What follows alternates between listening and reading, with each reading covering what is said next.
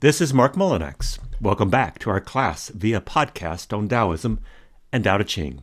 Today, verse 47, spiritual literacy. When you listen to the ground and you put your roots down, you can hear what she says if you're listening. When you listen to the ground and you put your roots down, you can hear what she says if you're listening. The sweet sound of the river as she moves over the stones. The same song that the blood in your body sings as it weaves around your bones.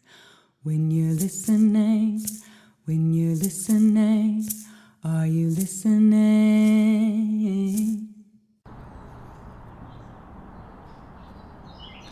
To see a world in a grain of sand, and a heaven in a wildflower. Hold infinity in the palm of your hand, and eternity in an hour.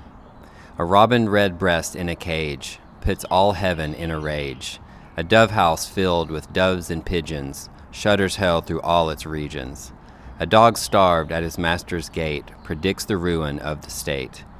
A horse misused upon the road calls to heaven for human blood. Each outcry of the hunted hare a fiber from the brain does tear. A skylark wounded in the wing, a cherubim does cease to sing. William Blake, Auguries of Innocence.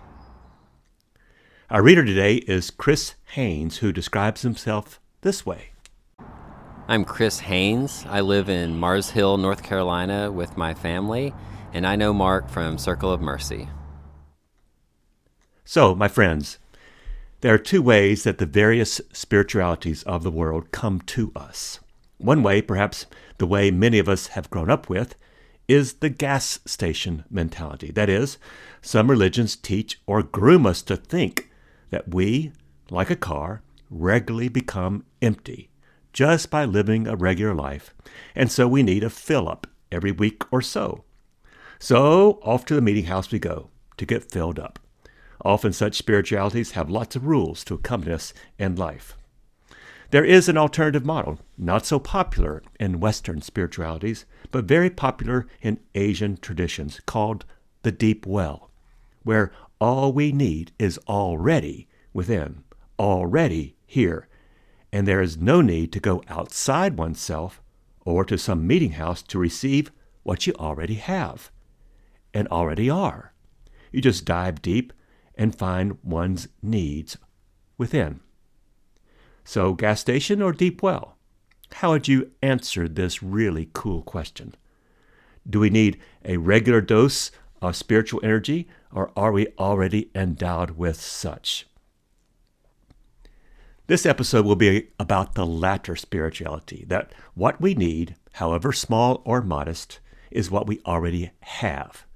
What we need has been and is here, even now. So, Chris, let's hear verse 47. Verse 47, as within, so without. Without stirring from your room, you can open doors of understanding to the ways of the world. Without looking out your window, you can see heaven's way. The more you stir about, the less likely you are to know. The sage knows enough without walking about. He does not need to look to understand perfectly, nor does he need to act in order to succeed. The Beatles chose today's verse to set to music. Their song is called The Inner Light, and is side B to the 45 RPM single called Lady Madonna. Too bad that this single never made it to one of the Beatles' albums. Here are some of that song's lyrics. Without going out of your door, you can know all things on earth. Without looking out of your window, you could know the ways of heaven. The farther one travels, the less one knows, the less one really knows. Arrive without traveling, see all without looking, do all without doing. Taoism does not advocate activity to find peace or one's place in the world. It's already here. Peace is our original place. The reasoning goes like this. If every atom of my being was there at the beginning, the Big Bang, creation, or whatever you call that story, then every atom testifies to, demonstrates that, and is part and parcel of this beginning. One way to rephrase this verse is this: without leaving my body of atoms, I can know all other atoms.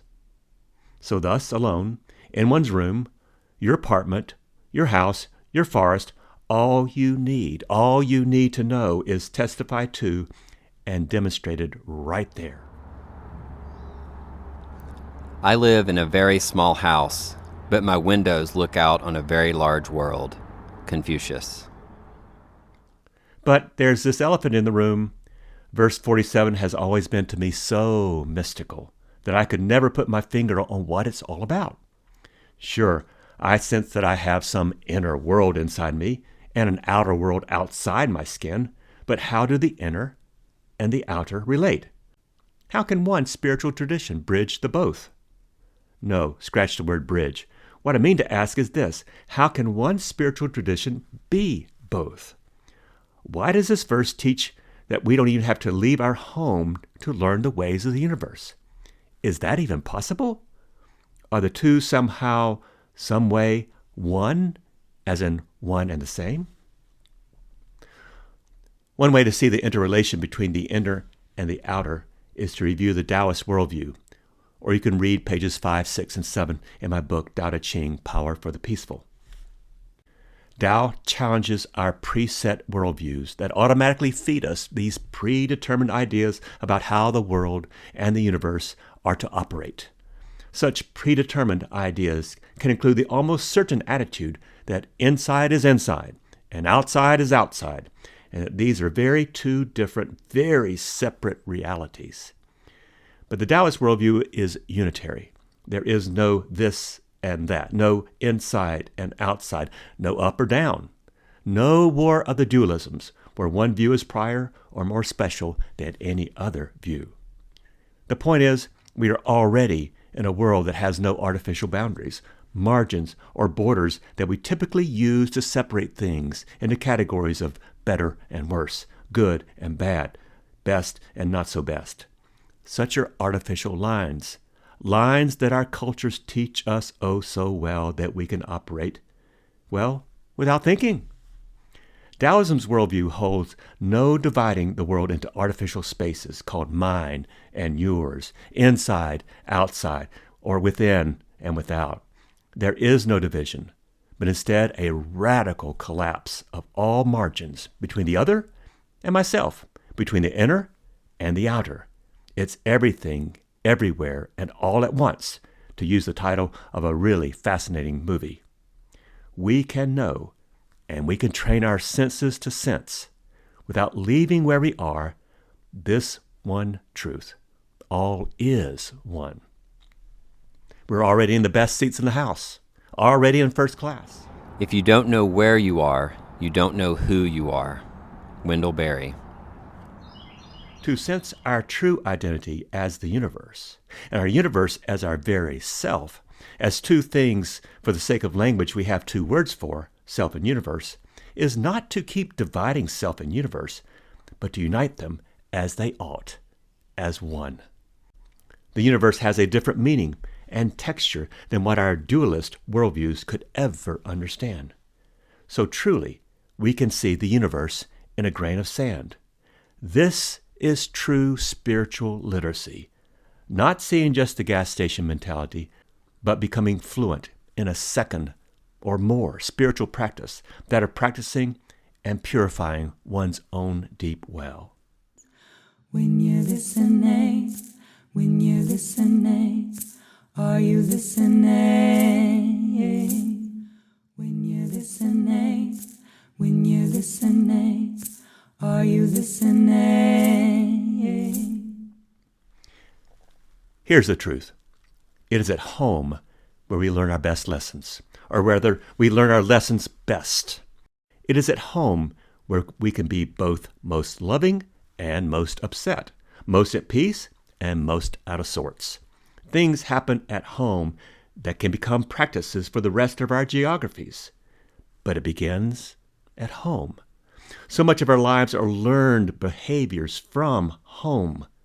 And so much of our lives are lived at home. At home, without stirring from our rooms, is where our habits form and work themselves out. Home is where the crap is. Home is the normal place, or at least the place where we have grown accustomed to. So home is where all our karma lives, and where we must practice the overcoming of so much karma.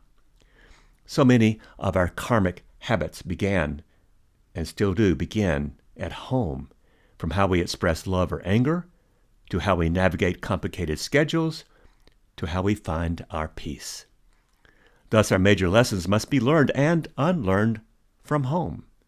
Even a home of discord can become our teacher as we learn to reframe our preset views about things and even turn what seems like trash into fertilizer. For things to reveal themselves to us, we need to be ready to abandon our views about them. Thich Nhat Hanh. So truly, without leaving one's home, one can synchronize home and the universe as one, as Tao. We can make a hell or a heaven out of home. What we learn at home follows us wherever we go. Without stirring from your room, you can open doors of understanding to the ways of the world. Without looking out your window, you can see heaven's way. The more you stir about, the less likely you are to know. So you see, what we tend to and what we attend to tends to flourish. What we practice, we become. Attention practice then begins at home. Whatever we are, it was probably a homebound habit that is at the bottom of it all. We don't have to wait for heaven or some utopia that may never show up. It's now and here, or never and nowhere. But I bet you'll find it most and fastest at home, because we learn our prayers, our hopes, and habits in that crazy, funky, sometimes chaotic place we call home. But our verse 47 teaches, practice living peacefully on the home front, and we shall go far. A thing can travel everywhere just by holding still. Richard Powers. Indra's net. The idea that we can know the universe from our room draws on an ancient Hindu idea called Indra's net, I-N-D-R-A. It represents a complex interconnectedness and interdependency of all things in the universe. Here's how Alan Watts describes it.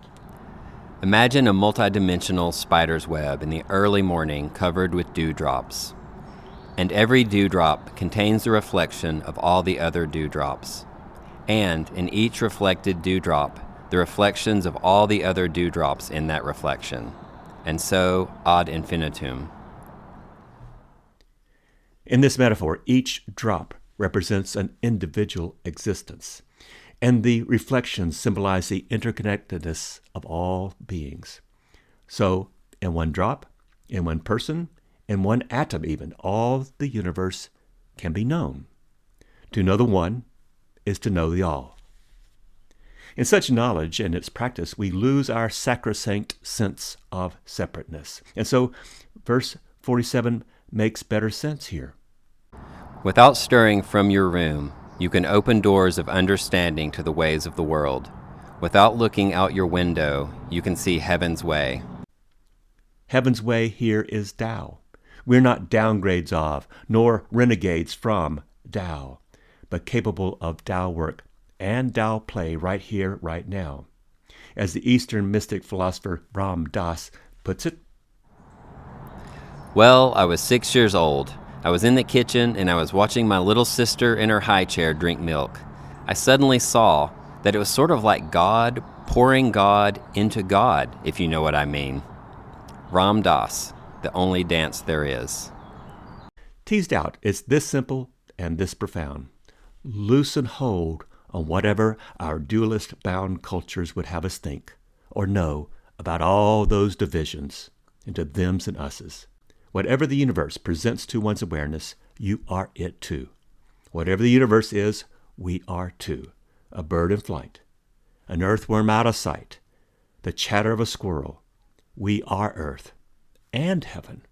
For such things to become known, we need to be ready to abandon or to reframe our ideas about them.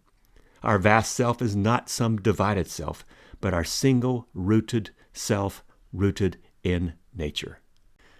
So the real voyage of discovery consists not in seeking the reality of just the outside by using passports or inventions of movement hither and yon into new landscapes, but in having restored eyesight and hearing and all the other senses, all restored to sense nature as it is. Nature, as the French philosopher Pascal phrased it, is an infinite sphere whose center is everywhere and whose circumference is nowhere. When you're listening, are you listening? When you're listening, are you listening? Finally, this verse 47 has profound ethical implications. Essentially, are we capable of withdrawing our senses of difference and distance from the other-than-human worlds already interpenetrating us? When we realize exactly who we are and how we interact and inter with the entire universe, then there is no more of this I, my, me, mine worldview. Greed, hatred, and delusions do not arise. Dualistic worldviews portray us only as severed from earth and all its processes. We must instead dance with the rhythms of the earth from which we are composed and come home. A beauty, a beatific vision, if you will, awaits us. There's a larger golden rule here, not for human beings, but for all things. That which we do to the one thing, even to ourselves, we do to the rest of the universe. So a thankful person full of gratitude affects the weather in their domain. A resentful person full of self affects that weather too. Can we come to the utter and inescapable conclusion that what we have done or do to the world, for good or ill, is held there and then gets released back to us? For humans to make sense to ourselves, I think we're going to have to rediscover our pre-existing kinship with the reptiles and the fish, insects, birds, mammals, and all with which we share this world. For we share not just this world, but a common origin and destiny. Therefore, we are inextricably interrelated, no inner, no outer. In the words of Catholic mystic Richard Rohr, this interrelation at every point in our lives makes of our lives a continuous sacrament. There's a beauty, a treasure, a jewel in everything. Christians call it the imago Dei within. Buddhists call it Buddha nature. Something pre-exists us, informs us, and is the expansive yet irreducible datum that time cannot corrode. And even to think of being distant from this irreducible datum is ludicrous. So what would happen if we devoted ourselves to helping each other to realize the world is a living, breathing organism rather than some great machine that we can program or calibrate to our rather small human understandings? As Einstein has said famously, and this is the second time I've used this quote in our episodes, We cannot solve our problems with the same thinking we used when we created them. Albert Einstein. Verse 47 is our ever-minding reminder that to remember our larger consciousness and to look within is to include the without. The two are the same. Cashed out as long as we identify with our thoughts and feelings by clinging to narrow lens perspectives like those lenses called I, my, me, and mine, we shall not see things as they are. Having the inner and outer sync is the object lesson of verse 47, and we sync because the other-than-human universe awaits our liberation from dualistic small views of self and others. I'll pick this up again when Chris asks us his question. So, if you're feeling a bit numb of late, a little bit low on hope, maybe suffering from lowered sights and senses, take heart. We are made of and made for greatness, goodness. We are made of and for liberation, for we can develop, no matter how small our room or home is, an Einsteinian thinking and consciousness about the universe and its way. None of it is alien to us. What if we choose that as our new perspective? What if we use that Einstein quote as our new inspiration to think again, to sense again, to remember again who we are? And now, Chris has a thought problem for us. Here's my question. How could this verse help us when thinking about the climate crisis and any anxiety we may be feeling in the face of it? What a challenge you have given us, Chris. Thank you. Anxiety is the word that I latch onto first as I consider your challenge. So to begin, consider how anxiety can become a practice or a habit. It can train us in 4 aspects. First, poor concentration or lack of focus, distractibility. 2, excessive worrying or thinking something is going to go wrong. I call this catastrophizing. 3, specific fears form and start concentrating in power, maybe even displacing some of our own natural abilities. 4, self-criticism, self-doubt about one's own power in maybe what you think are hopeless situations. These symptoms are natural in many situations, and most of us have some of these symptoms from time to time. Natural. However, there comes a point at which unchecked anxiety may become extreme and interfere with day-to-day living. Repeated patterns of anxiety can increase to the point where it's not just hard to control, but also interferes with our ability to notice anything that's good in life. Uncontrolled thoughts run amok.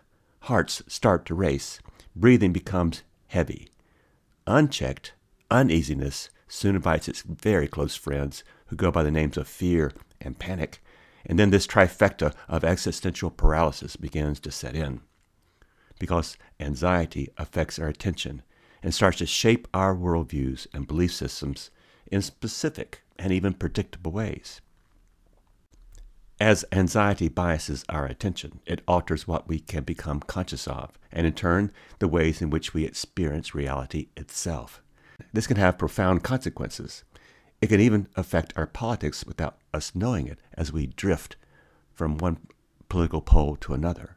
It's like we hear only one note, see only one color, sense only one pattern, while the full ranges of sound, color, and other patterns remain invisible to us. Why? We are locked in a self-enabled prison. So anxiety distorts reality. To use the metaphor inspired by the 19th century American psychologist William James, our visual attention system works a lot like a spotlight that scans the world around us. This attentional spotlight represents the finite region of space that is occupied by our focus of attention at any given moment. What falls inside the spotlight is consciously processed, while that which is outside is not. Thus, one can read a book on a crowded train.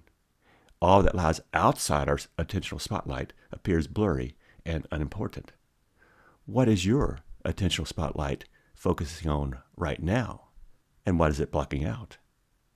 The power of having a spotlight of attention allows your mind to focus only what's important while ignoring the irrelevant.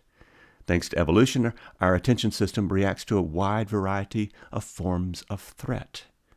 We can say that attention is biased towards threat in the interest of self-preservation. So, snakes, spiders, angry or fearful faces, threatening postures, and objects shaped like weapons all have the power to capture our attentional spotlight. The focus on survival demands that we pay attention to the tiger in the tree before we pay attention to the beauty of its branches. And when anxiety is in control, the one tiger compels our long-term attention more than the millions of trees without tigers. And that's how our perception starts to shift and change over time. Unchecked, anxiety leads to a catastrophizing personality, which is an end-stage phase of anxiety. If anxious, one self-blinds oneself to things that are actually changing. And you get blind that solutions are actually possible. But if not anxious, one can still see possibilities and work from a basis of hope for solutions. Anxiety causes us to lose control over the spotlight. And as our attention becomes readily kidnapped, anything that could be perceived as potentially threatening, whether or not it actually is, tends to dominate us. And when one is only focused on threat, negative information consumes our consciousnesses. We develop this, in William James's phrase, this premature closing of accounts with reality. So the danger here is that a politician or a news channel, even a religion, can keep our focus elsewhere in places we naturally might not go or pay attention to, and in ways that keep our attention focused on the triggers, but not reality. As an anxious disposition develops, our spotlight gets smaller and dimmer and focuses on fewer and smaller objects. So one result is that a person, while anxious, could focus on just one issue or one thing all the time and spend all their brain power catastrophizing.